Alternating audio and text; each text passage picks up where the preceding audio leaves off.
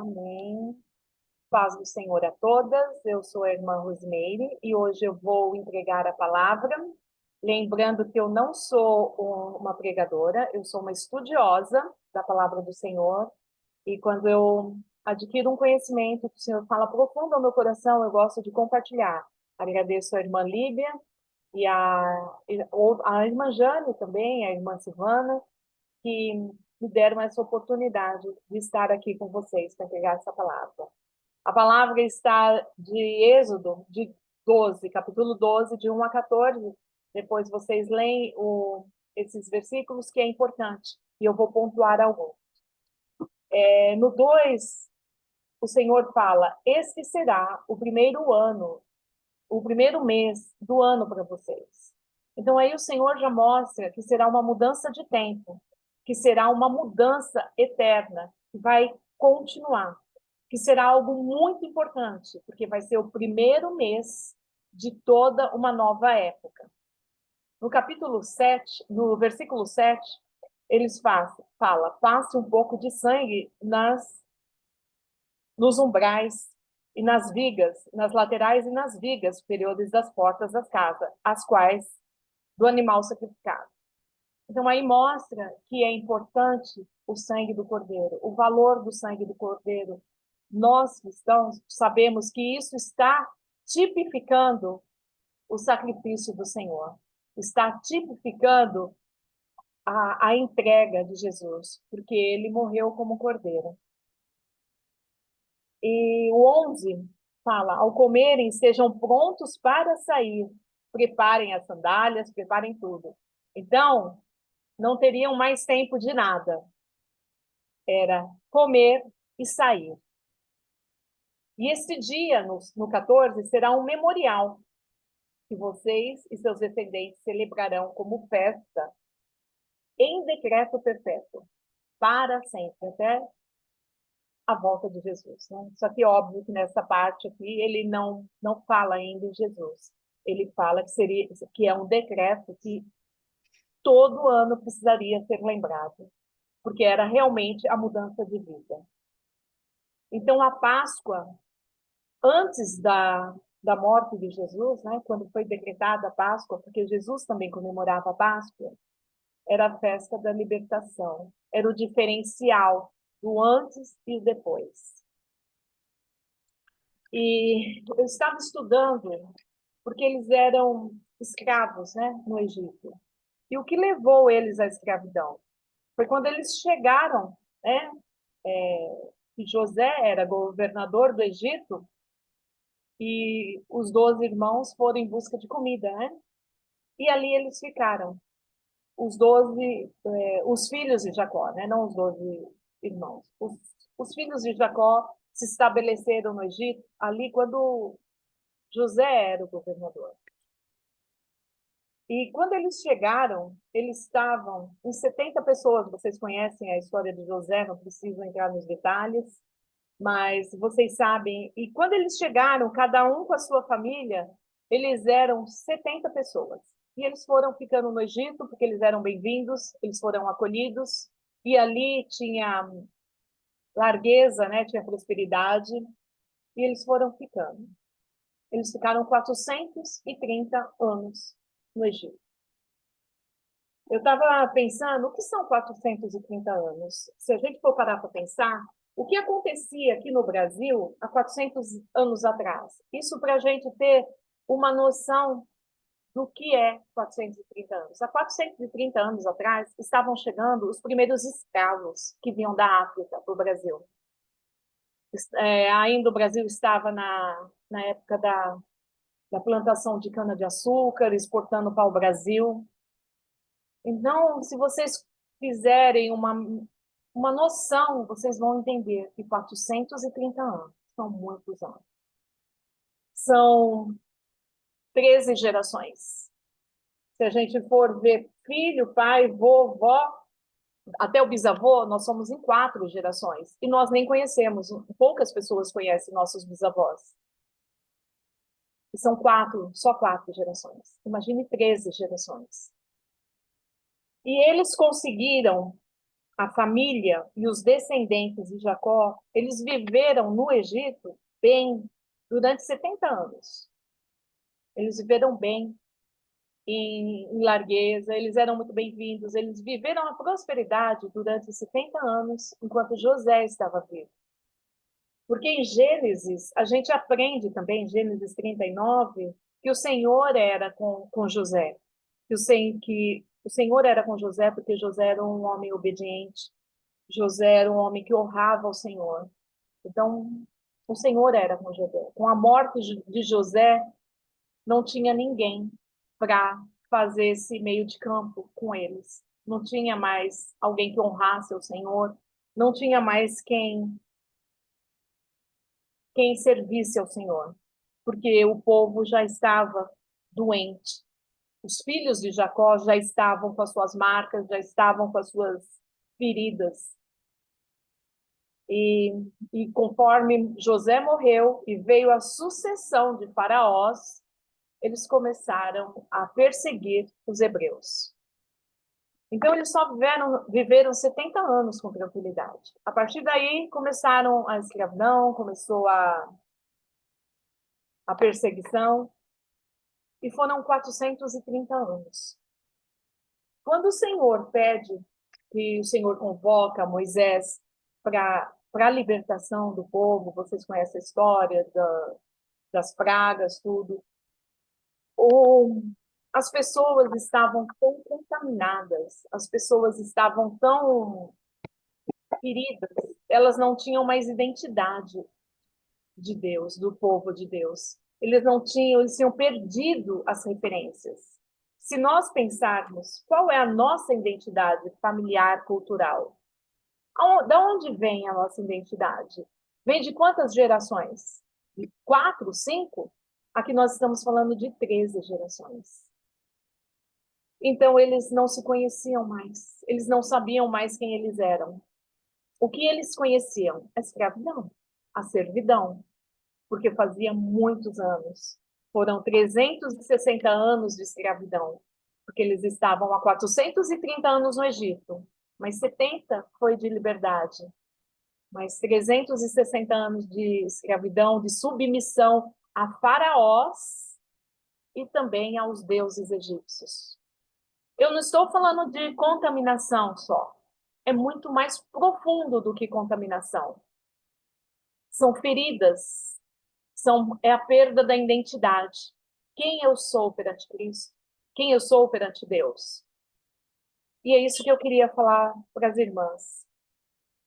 Aquele sangue do cordeiro passado nos umbrais era o selo que eles aceitavam. Não era só a proteção. A gente sabe que também foi a proteção para salvar o primogênito de cada um. Mas aquilo era uma escolha. Será que teve algum hebreu que não colocou o sangue e que morreu? Será que teve algum hebreu que não teve coragem de sair do Egito? Será que teve algum hebreu que era o povo de Deus, que era o povo escolhido, mas que não ousou colocar o pé para fora do Egito?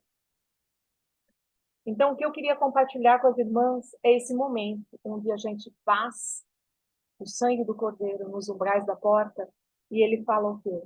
Você passa o sangue e você vai cear com a sua família. Quando você vai cear com a sua família, ali você vai compartilhar seus medos. Porque eles iam entrar num processo que eles não conheciam. Eles iam para uma terra que eles não conheciam. Eles iam seguir um homem que eles conheciam de ouvir falar, mas quantos deles tinham intimidade com Moisés? Quantos deles tinham medo de colocar a família em risco, os filhos em risco? 600 mil homens saíram dali, mas totalizando entre homens e mulheres, pode chegar de 2 a 3 milhões de pessoas. É a população da cidade de Salvador, é a população da cidade de Belo Horizonte. Será que todas essas pessoas conheciam a Moisés? O quanto eles precisaram entrar de cabeça nessa jornada? Então, o momento de reflexão quando a gente passa o sangue de Jesus na porta das nossas casas e a gente entra para a nossa introspecção, quando a gente deita a nossa cabeça no nosso travesseiro, quem somos nós? Quem somos nós, além das... Amém, irmã Isabel, glória a Deus por sua vida. Quem somos nós quando estamos com a cabeça no nosso travesseiro? Não somos só esposas, não somos mais esposas, não somos mães, não somos filhos, não somos pastores, não somos diáconos, não somos nada, só somos nós mesmos. Às vezes, muitas vezes, até distante do Senhor.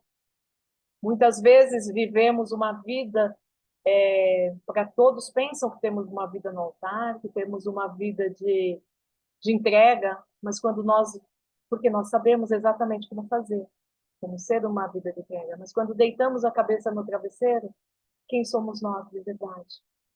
Quantas tristezas nós temos, quantas frustrações. Nós somos amadas pelos nossos maridos? Nos sentimos amadas pelos nossos filhos? A troco de quê? Não somos amadas pelos nossos pais? Quantas vezes nós fomos feridas na infância? Quantas vezes nós fomos injustiçadas? Quantas vezes nós fomos acusadas do que não fizemos? Quantas vezes nós passamos humilhação por maus cuidados dos pais que tinham obrigações de cuidar de nós e negligenciaram por feridas também que eles tinham, não porque eles eram maus. Muitos são maus. Pai e mãe, tem muito pai e mãe perverso mesmo, mas nem todos são maus. Mas nós somos vítimas também, porque a nossa criança foi vítima. Muitos falam, eu cresci, eu sobrevivi. É verdade, a gente cresce mesmo, a gente sobreviveu. Mas a nossa criança ainda está ali, ferida, precisando de acolhimento. A nossa criança ainda está ali, precisando de ajuda, precisando ser abraçada. E nesse momento que a gente passa o sangue do Cordeiro nas portas, quando a gente vai cear com a família e tomar uma decisão muito séria. Quem está disposta a entrar num processo que não conhece?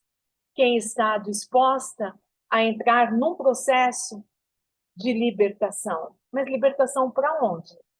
Para passar fome? Libertação para onde? Para uma terra desconhecida? Eu não sei o que tem naquela terra. Não há promessas.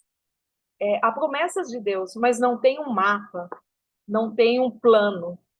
O único que conhecia o plano era Moisés. E nós temos o quê? Que decidir se a gente quer arriscar o porto seguro que a gente tem, mesmo que o porto seguro da gente seja um marido opressor, mesmo que o porto seguro da gente seja um patrão opressor, mesmo que o porto seguro da gente seja um Egito, um faraó opressor. Mas ali a comida não falta, o salário está ali todo mês, o marido está ali todo mês. Então, nesse momento, eu convido as irmãs a fazerem um minuto de reflexão, porque nós estamos na quinta-feira e Jesus não foi nem preso ainda. Então, eu convido as irmãs, que ele não esteve nem no Getsemane ainda. Eu convido as irmãs a buscarem dentro de si quem são as irmãs. Porque na palavra fala que como o homem se imagina, ele é. Como imagina em sua alma, assim ele é. Está em Provérbios 23:7. Como a irmã se imagina. Não é como a irmã mostra para as pessoas que ela é, mas no mais íntimo da irmã. Quais são as suas fraquezas? Quais são as suas fragilidades? Quais são as suas vergonhas? Quais são aqueles desejos que a irmã tem desde criança e que você acha que é inalcançável? Quais são os desejos frustrados? O que você sonhou para o seu filho e ele não fez? E ele se tornou uma outra pessoa? O que você sonhou do seu casamento que você não alcançou? O Senhor está falando, sabe? Pensa, coloca o sangue do Cordeiro e vamos refazer essa história. Porque hoje é o primeiro mês. A partir de hoje é o primeiro mês, é o primeiro dia do resto das suas vidas. Parece uma palavra, uma frase bem clichê, mas é verdade. Nós temos que tomar as decisões. Nós temos que aceitar o processo, porque só alcança quem passa pelo processo. O processo é fácil? Não, não é. É triste, é passar pelo moinho, é passar por tristezas, é buscar, é tocar na ferida. E a internet está falhando. A minha, eu não sei. Às vezes alguém vai ter que falar para eu saber se a Estamos lhe internet. ouvindo muito bem. Ah, tá bom. Então me perdoa interromper. É, então, queridas, eu queria convidar as irmãs para nesse momento, eu vou pedir para a irmã Líbia colocar um louvor que o Senhor falou muito comigo no meu coração enquanto eu estudava essa palavra, enquanto eu pedia para o Senhor direção. Esse louvor não saía da minha cabeça, e, sabe, meu olho enchia de lágrima e meu coração ficava tão, sabe, tão regozijado mesmo no Senhor, que eu falei, não, precisa ser esse louvor. Então, vou pedir para a irmã Líbia colocar o louvor, e nesses momentos nós vamos fazer silêncio, e só ouvir o louvor e buscar aonde estão nossas feridas. Aonde estão nossas feridas? Nós temos uma lista de oração de feridas, mas eu não estou falando das feridas dos seus filhos, eu não estou falando das feridas dos seus maridos, dos seus irmãos, eu estou falando daquela ferida da irmã, aquela que ela não compartilha com mais ninguém, que ela fala assim, eu já tenho tal idade, isso já está no passado. Não, irmã, não está no passado, porque as feridas, elas clamam. Porque na palavra do Senhor fala que a oferta de Abel clama até hoje. E o até hoje é até sempre. A oferta de Abel clama. Então as nossas feridas vão clamar até nós olharmos para elas. As feridas, sabe, um tapa na cara que você levou quando você era criança injustamente e nem entendeu por quê, às vezes nem foi injustamente, mas não te explicaram por que você foi colocada de castigo, não te explicaram por que você apanhou. Eu lembro que uma vez eu estava na casa dos meus avós, eu tinha 6 anos, 7 anos. E na casa da minha avó, o banheiro tinha aquele rebaixamento assim para o box, um degrauzinho para o box. O que na minha casa não tinha. Ela não tinha o box, ela tinha só aquele degrauzinho. E eu achei aquilo incrível. Então, o que que eu fiz? Eu peguei papel higiênico e comecei a tampar o ralo do banheiro com papel higiênico. Encher de água e eu brincar. Minha mãe entrou e me deu uma surra de chinelo. Eu no banho, sem roupa. Ela me deu uma surra. E eu pensava, meu, por que que ela tá me batendo? É papel higiênico. A gente joga fora. É lixo. Papel higiênico é lixo. E eu, sabe, eu precisei ficar adulta para entender que papel higiênico custava dinheiro e que eu poderia entupir o ralo. Mas ela não falou nada disso para mim. Porque ela ficou nervosa, porque eu estava na casa da minha avó. Ela também estava passando por um momento delicado da vida dela. Hoje eu entendo. Mas na época eu apanhei. Falei, meu, por que que eu tô apanhando? Eu só tô tomando banho e brincando. Com papel higiênico. E papel higiênico é lixo. Então, não é o que aconteceu. É como você se sentiu.